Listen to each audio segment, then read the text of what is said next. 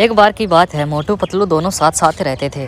मोटू खेती का काम करता था। इस बार खेती में काफ़ी नुकसान हुआ था। तो मोटू पतलू से कहता है, पतलू मुझे शहर जाकर कुछ काम धंधा देखना होगा। फसल तो सारी ख़राब हो गई है, हमारा घर का गुजारा कैसे चलेगा। पतलू कहता है, तुम तो पढ़े लिखे नहीं हो, शहर जाकर तुम्हें कैसे नौकरी मिल जाएगी। तुम्हें कौन नौकरी दे देगा वहाँ पर, यहीं पर रहो। मोटू कहता है, क्या शहर पढ़े लिखों का ही है, वहाँ बिना पढ़े लिखों के लिए भी बहुत सारे काम हैं। तो पतलू कहता है, ठीक है, देख लो जाकर एक बार अपनी किस्मत आजमा लो, मैं कुछ नहीं कहूँगा।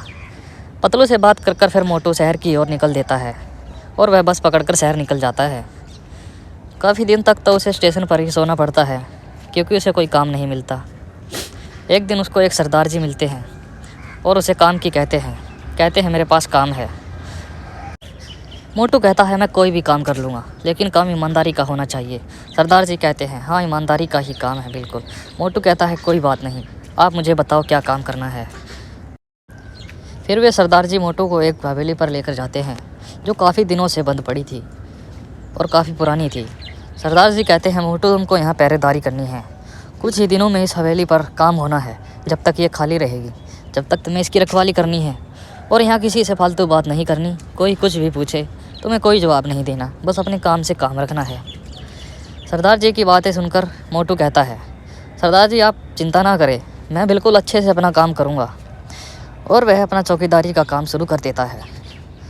वह काम करके रात को सो ही रहा होता है, तभी उसे कुछ आवाज़ सुनाई देती है, कुछ आहट सी होती है।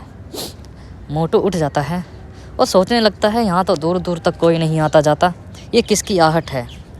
तभी वहाँ पर एक सुंदर सी लड़की आ जाती है, जिसे देखकर मोटू मोहित हो जाता है। वह सोचने लगता है, यहाँ इतनी सुंदर लड़की कैसे। फिर मोटू उससे पूछता है कि आप यहाँ क्या कर रही हो, यहाँ तो दूर दूर तक कोई नहीं आता जाता, मैंने आपको देखा भी नहीं। तो वह लड़की बताती है, मैं देर रात को काम से आती हूँ, इसलिए आपने मुझे नहीं। वह लड़की कहती है, मैंने सोचा आप यहाँ अकेले काम कर रहे हो, सोचा आपका हालचाल पूछ लूँ, आपको चाय पानी के लिए पूछ लूँ। मोटू बड़ा खुश होता है। वह लड़की कहती है, तुम रुको, मैं चाय लेकर आती हूँ, फिर हम दोनों बैठकर यहाँ चाय पियेंगे। मोटू बड़ा खुश होता है कि यहाँ आने के बाद किसी ने उसका इतने अच्छे से हालचाल नहीं पूछा, और वह अंदर ही अंदर कुछ कुछ सोचने लगता है।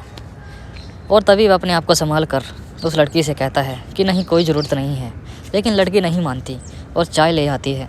फिर दोनों बैठकर साथ साथ चाय पीते हैं और काफ़ी सारी बातें करते हैं।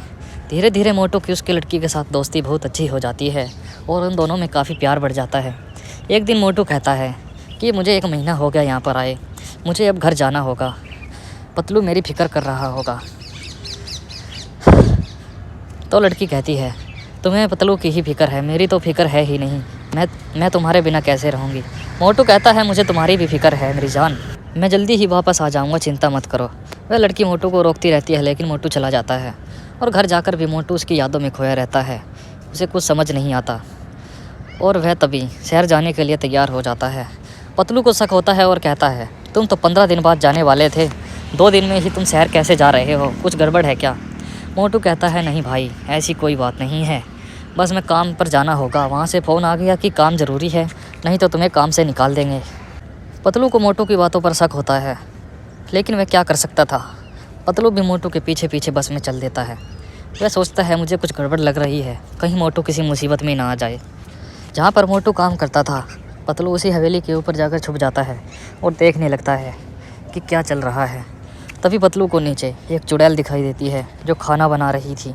पतलू यह देखकर हैरान रह जाता है और वह डर के मारे कुछ बोल भी नहीं पाता।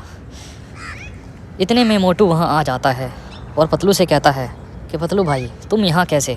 फिर पतलू कहता है कि मैं तुम्हारे पीछे पीछे आया था, फिर मैंने यहाँ पर एक चुड़ैल देखी। फिर मोटू भी उस चुड़ैल को देखता है और डर के मारे सकपका जाता है। मोटू कहता है, यह कौन है। पतलू कहता है, मुझे क्या पता, तुम ही यहाँ पर काम करते हो, मुझे क्या पता, मैंने तो सोचा था तुम किसी मुसीबत में ना हो। तभी चुड़ैल आ जाती है और कहती है, मुसीबत में तो था, लेकिन अब तुम दोनों मुसीबत में हो। फिर वह मोटू को बताती है कि मैं वही सुंदर लड़की हूँ जिससे तुम्हें प्यार हो गया। फिर पतलू कहता है, अरे मोटू भाई, तुमने मुझे बताया भी नहीं, तुमने यहाँ आकर एक चुड़ैल से चक्कर चला लिया। फिर मोटू कहता है, अरे भाई, मैं तुम्हें बताने ही वाला था। फिर कोई बात नहीं, अब पता लग गया ना, अब मोटू को मेरे हवाले कर दो। पतलू वहाँ से चला जाता है और चुड़ैल मोटू को मारने ही वाली थी।